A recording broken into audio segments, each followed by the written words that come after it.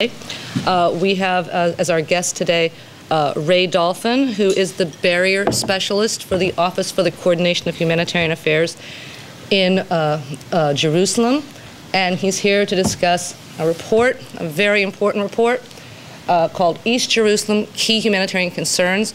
We can make copies of this available to you. Thanks for inviting me. As Stephanie said, this is our, we believe, a very important report. It's the first comprehensive report that OCHA has done on the positions of Palestinians in East Jerusalem. And what we're basically saying, it's quite a long report, is that Israeli measures and policies are prioritising the settler population of East Jerusalem at the expense of the Palestinian population of East Jerusalem. And what does that mean? We detail it in the report through various measures. Residency rights, for example. Palestinians in East Jerusalem, they're not citizens for the most part. They're residents. They can have their residency revoked. Thousands have had their residency revoked since 1967. There's problems if they marry someone from the West Bank. There's problems in the non-Jerusalem partner living in East Jerusalem.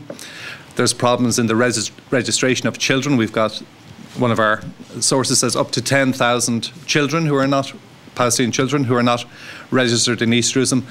And none of these measures apply to the Jewish population of Jerusalem or to the settler population in East Jerusalem.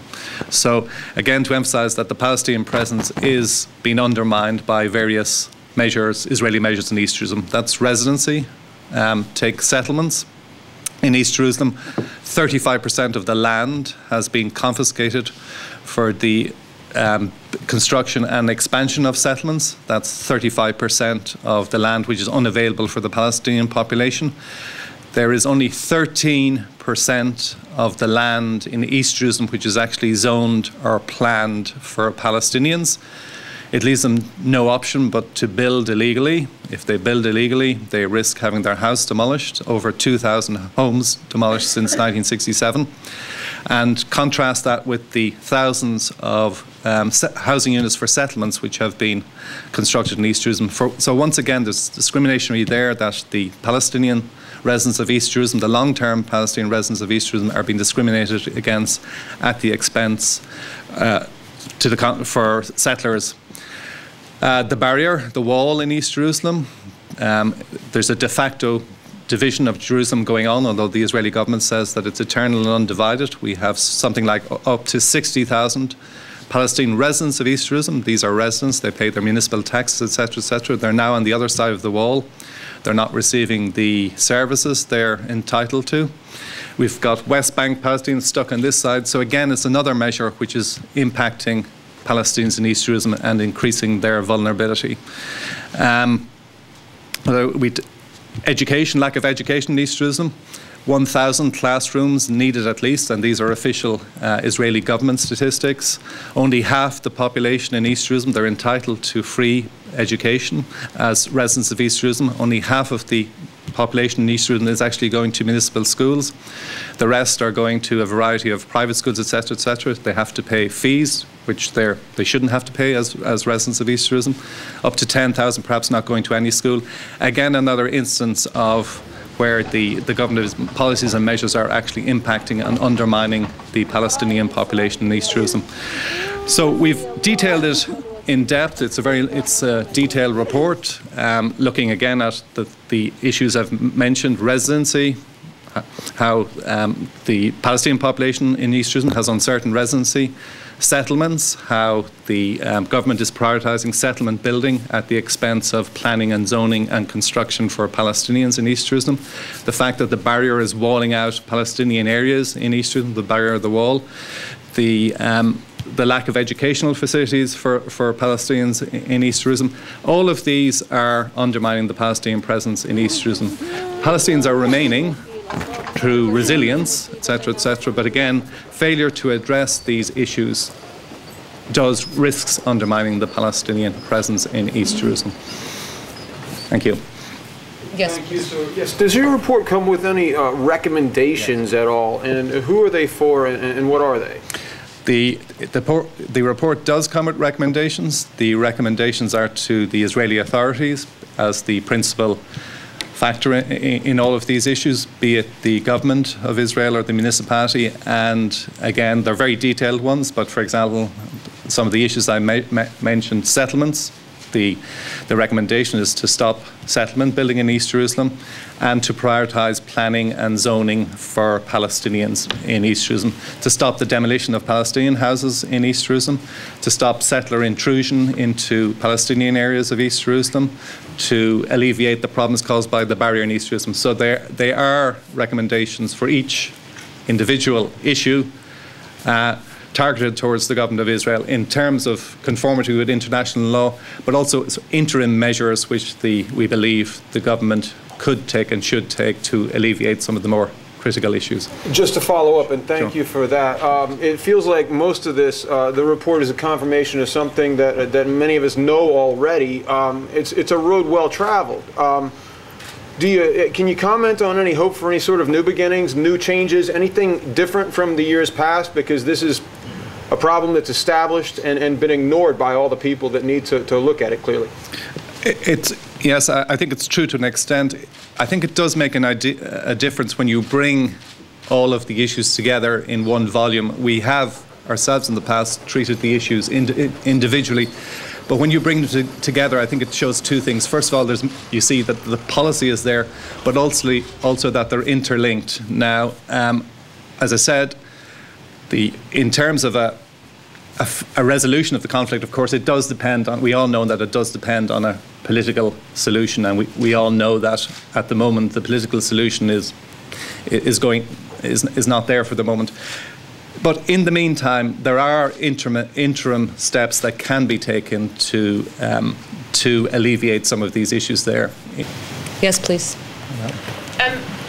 Given your report on Jerusalem, do you think it is still possible to divide it along the lines of the Clinton parameters in any future peace deal, or not, or how would you see that happening under the circumstances? Yeah, I think people know that the Clinton parameters, that was the solution suggested in Camp David in 2000, whereby Jewish areas in East Jerusalem, i.e. settlements, would remain under Israeli control, and Palestinian areas in East Jerusalem would come under Palestinian Authority control. I think one of the things we try and highlight in the report is settlements in general are problematic because they do take away land and resources which should be available for Palestinians in East Jerusalem. But in particular, settlements in the midst of Palestinian residential areas are doubly problematic because in addition to the land and resources they take away, they also add to friction, and also they do make it more difficult to redivide Jerusalem, if you like, on ethnic or whatever type of grounds you describe it. So apart from the day-to-day friction, tension, etc., Hebronization, sometimes we call it in East Jerusalem, it also makes any chance of a redivision of Jerusalem problematic. Now, we don't believe the tipping point has come. We're still only talking about 2,000 settlers in the heart of Palestinian residential areas, so certainly it's not too late. However, if this continues, like the other issues we raise, it does in the long term make it more difficult for any type of peaceful resolution. And of course, as you know, Jerusalem is a final status issue, but that doesn't mean there's a status quo. It's been a final status issue since 93 or 95. And I think the issue is that's why we want to, it's vitally important that Palestinians remain in East Jerusalem, both in themselves, but also so that some type of political solution can be done. So in answer to your question, no, it's still possible to have a peaceful resolution to the question. Just as a follow-up to that, if I may, do you have some idea of how the landscape of Jerusalem has changed in terms of the Jewish areas and the Palestinian areas since Camp David? I mean, what was envisioned at that time as a peaceful solution? Would it be the same now if that were the criteria? Yeah. Again, so the reports on the humanitarian issues affecting the Palestinian population in East Jerusalem. But one of the issues we do highlight is the impact of the wall or the barrier in East Jerusalem. And that, of course, West Bankers who are on this side of the wall, this is not a political division. This is the Israeli government say a security division, but it is a division on the ground, and it does have profound humanitarian implications, which we discuss in the report, but obviously, ultimately, it can have political implications as well. So in terms of facts on the ground, in addition to the huge increase in settlers and expansion of settlements since the early 1990s, the fact that the wall is redividing Jerusalem and in the process having these profound impacts, humanitarian implications, which we highlight in the report, of course, ultimately that also has or will have political implications as well. Yes, please. Yes. President Jimmy Carter, in his book, he described the situation in the occupied territories and in occupied Palestine, in fact, as apartheid. Does your finding support such as a categorization? We don't use the term apartheid. What we do, the term we do use, is we talk about the push factors on Palestinians in East Jerusalem. And these are both, if you like, implicit and explicit. For example, take the master plan. This is the latest master plan for the city. And this is an official Israeli document, and that does envisage what they call a demographic balance of, I think it's 60%, and this is for all of Jerusalem now, 60% Jewish population against 40% Arab population. Now that's a municipal plan to actually, if you like, gerrymander the populations.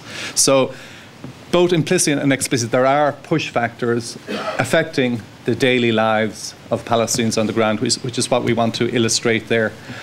There are, however, it is a complicated situation. There are also pull factors. For example, let me give you an example. Residency. I've described how thousands of East Jerusalem Palestinians have had their residency revoked since 1967. That's an obvious push factor. If you take away people's residency, they can't even reside in their own city, in their own homes. However, one of the consequences of that was that it caused thousands of Palestinians who are living outside to come back in and live in the city, East Jerusalem residents, for fear that they would lose their residency status. Or, for example, the wall walls out 60,000 Palestinian residents. That's an obvious push factor. The fear, when that happened, for fear of this becoming the new border, thousands of Jerusalem Palestinians moved in. So we have a dynamic there. There's push factors and pull factors. What we're trying to sort of emphasize is that it's critical. The push factors are reaching a critical mass, and unless we address it and remove some of these issues, in the long term, it does undermine or risk undermine the Palestinian presence in East Jerusalem. So there's definitely discrimination as we describe it, but the results on the ground are perhaps a little more complicated than simply saying that Palestinians are leaving East Jerusalem, because Palestinians are remaining in East Jerusalem, because if they don't remain in East Jerusalem, they can lose their residency and everything else. But what we want to address is that the dangers, this is something that cannot endure, and we have to address these.